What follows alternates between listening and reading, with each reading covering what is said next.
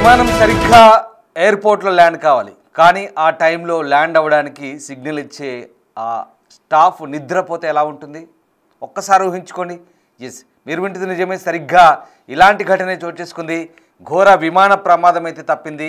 Air traffic control సిబ్బంది నిద్రపోయారు. ల్యాండింగ్కు signal ఇవ్వకుండా మొద్దు నిద్రపోతున్నారు. దీంతో గాల్లోని 20 నిమిషాలు విమానం చక్కర్లు కొట్టింది. ఇది కోర్సికాలోని అజాక్సియా ఎయిర్పోర్ట్లో ఈ ఘటన చోటు చేసుకుంది. నైట్ షిఫ్ట్లోని సిబ్బంది నిద్రపోయారు.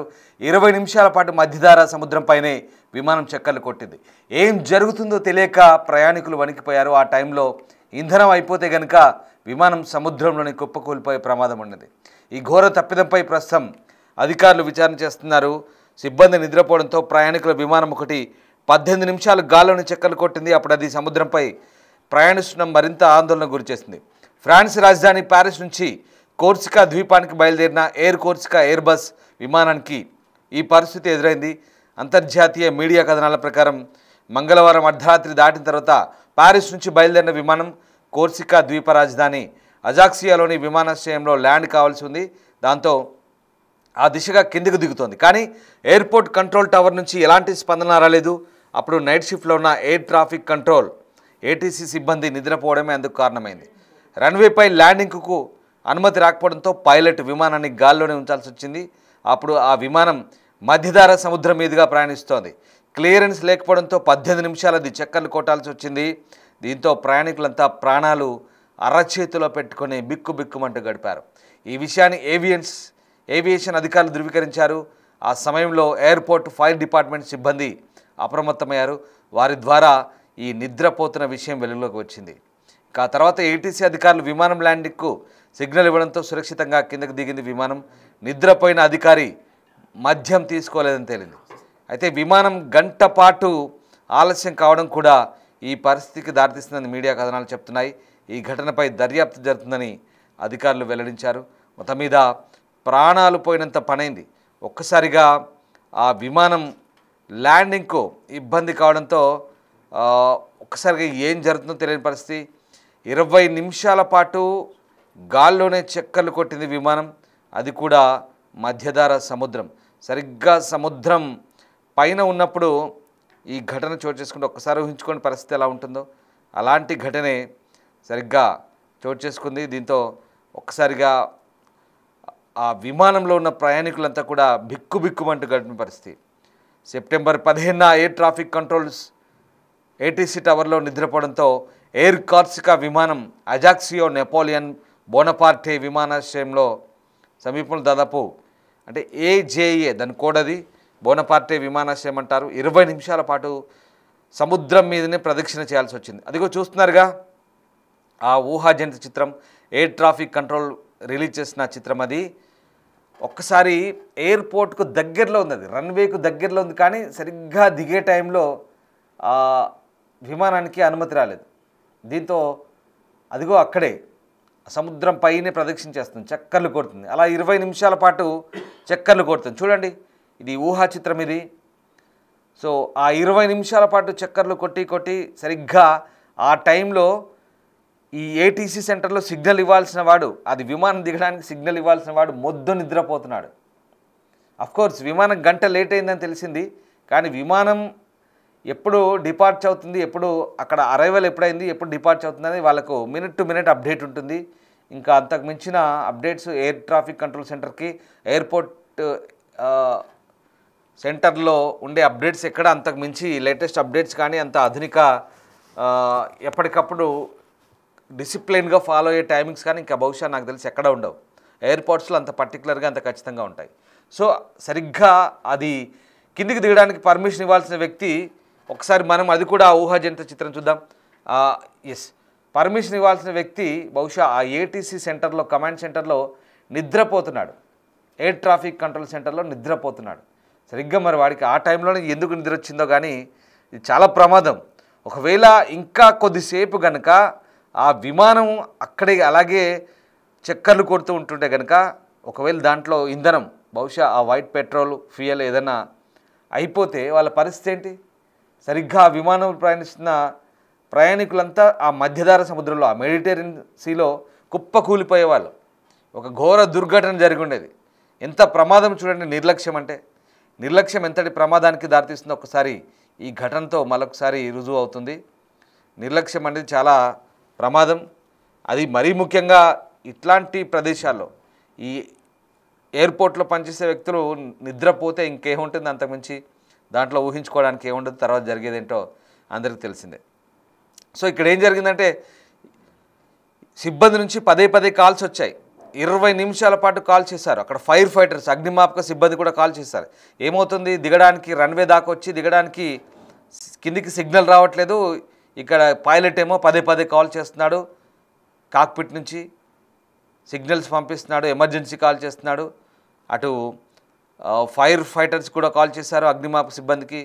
ఇంతకీ ఏం జరిగింది అసలు ఏంటి అనేది కాల్ చేసి కనుక్కుంటే కనుక ఆ ఎయిర్ ట్రాఫిక్ కంట్రోల్ సెంటర్లో కంట్రోలర్ ఎవడైతే ఉన్నాడో వాడు నిద్రపోతున్నాడు, మొద్దు నిద్రపోతున్నాడు. బహుశా మరి పాపం అతడికి ఆ రోజంతా ఏదైనా అలసిపోయినాడా లేకుంటే ఏం చేశాడో తెలియదు కానీ నిద్రపోతున్నాడు. దీంతో వెంటనే అధికారులు ఫైర్ ఫైటర్స్ అధికారులు లోపల పోయి బహుశా మొహం మీద నీళ్లు కొట్టి నిద్ర లేపినట్టుంది. బహుశా అలాంటిదే జరుగుంటుంది. సో అది జరిగింది. తర్వాత వెంటనే సిగ్నల్ ఇచ్చాడు, విమానం సురక్షితంగా ల్యాండ్ అయింది. నిజంగా ఎంత ఘోరంగా ఉంటుందో ఊహించుకోండి ఒకసారి. సో విమానాన్ని నడుపుతున్న పైలట్లు అసాధారణ పరిస్థితి, ప్రస్తుతం అయితే ప్రశాంతంగా ఉందంటూ చెప్తున్న పరిస్థితి. సో తర్వాత ఏం జరిగిందనేది ఇంకా నివేదించబడినప్పటికీ ఫ్రెంచ్ పౌర విమానయాన అథారిటీ డీజీఏసీ మాత్రం దర్యాప్తు ప్రారంభించింది. అజాక్సియాలో దిగడానికి ప్రయత్నించినప్పుడు ఎయిర్ కార్సికా విమానం, అది ఎయిర్ బస్ అది. సో ఈ సంఘటనలో ఒకసారిగా పారిస్ ఓర్లీ విమానాశ్రయం నుంచి అజాక్సియాకు విమానాన్ని నడుపుతున్న ఎయిర్ కార్సికా విమానం XK777, దాని పేరు XK777 అది.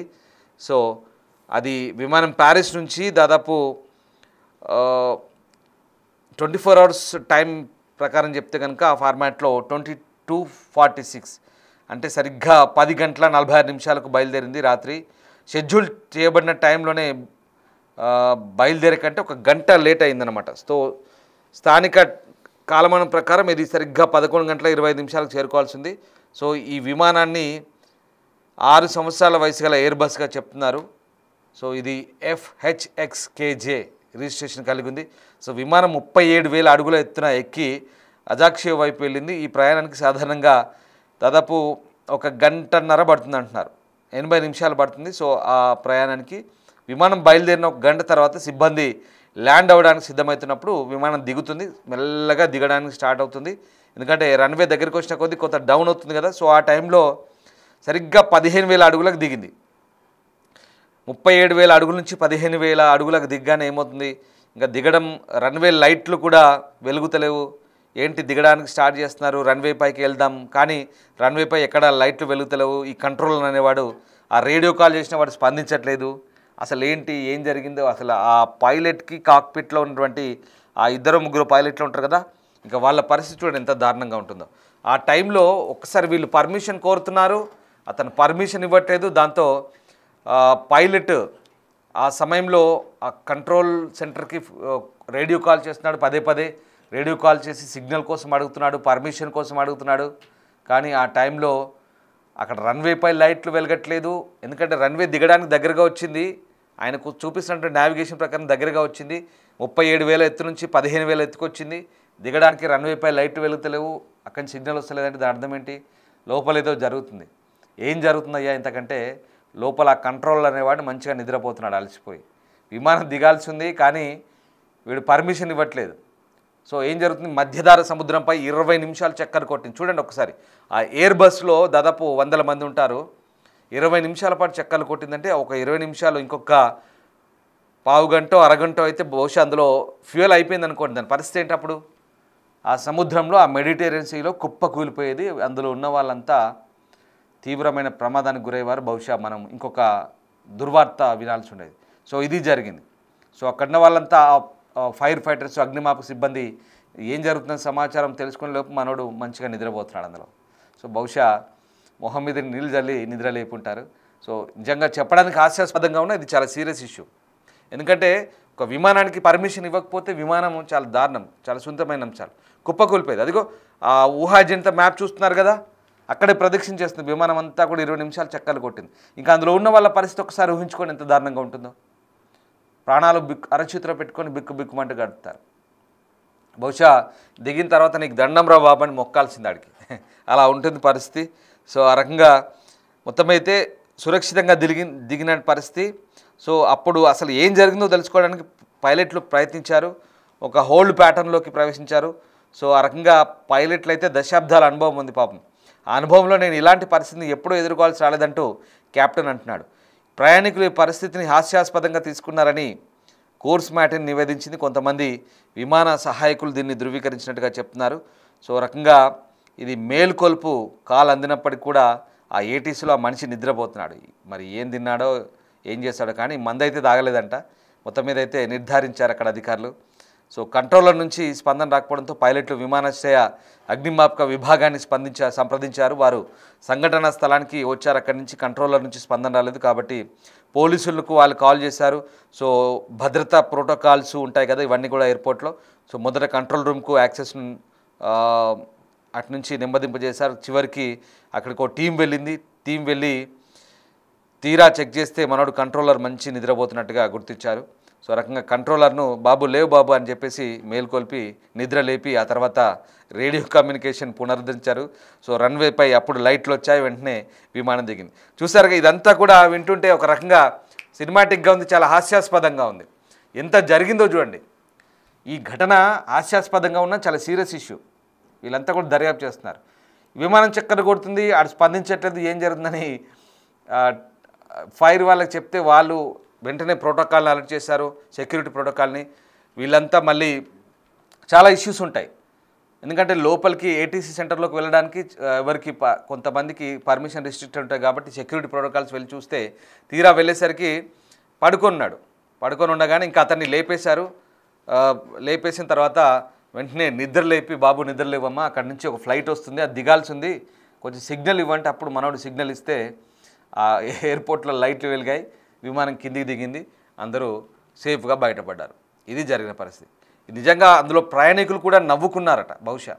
కానీ నవ్వాల్సిన విషయమే కోర్స్. బట్ ఈ జరిగిన ఘటన నిద్రపోతున్నాడు కాబట్టి హాస్యాస్పదంగా అనిపిస్తుంది. కానీ అదే ఆ ఫ్లైట్లో కనుక ఇంధనం కనుక తక్కువైతే కనుక పరిస్థితి ఏంటి?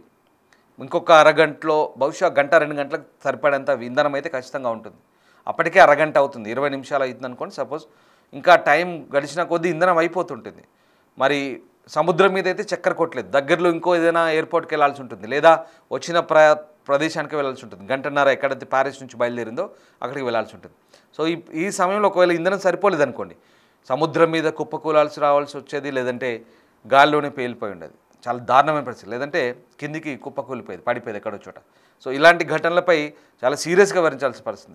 నిజంగా ఆడి చేతులు ఎక్కి దండం పెట్టాలి, చేతులు ఎత్తి దండం పెట్టాల్సింది. దిగినాక అందరూ బహుశా మన ఇండియాలో అయితే బాబు ఎక్కడమ్మా నువ్వు అని చెప్పేసి దండం పెట్టిపోయేవాళ్ళేమో, అలా ఉండేది. కానీ ఇట్లాంటి సిచ్యువేషన్ ఇంత నిర్లక్ష్యం ఎంతటి ప్రమాదానికి గురవుతుందో ఒకసారి ఈ ఘటనలో ఒకసారి మళ్ళీ లెసన్గా చెప్పాల్సి ఉంటుంది. సో ఈ ఘటన ప్రస్తుతం ఫ్రాన్స్ ఎయిర్పోర్ట్ అథారిటీస్ కానీ ఫ్రాన్స్ ఏవియేషన్ అథారిటీస్ కానీ పూర్తిగా విచారణ జరుపుతున్నట్టుగా తెలుస్తుంది.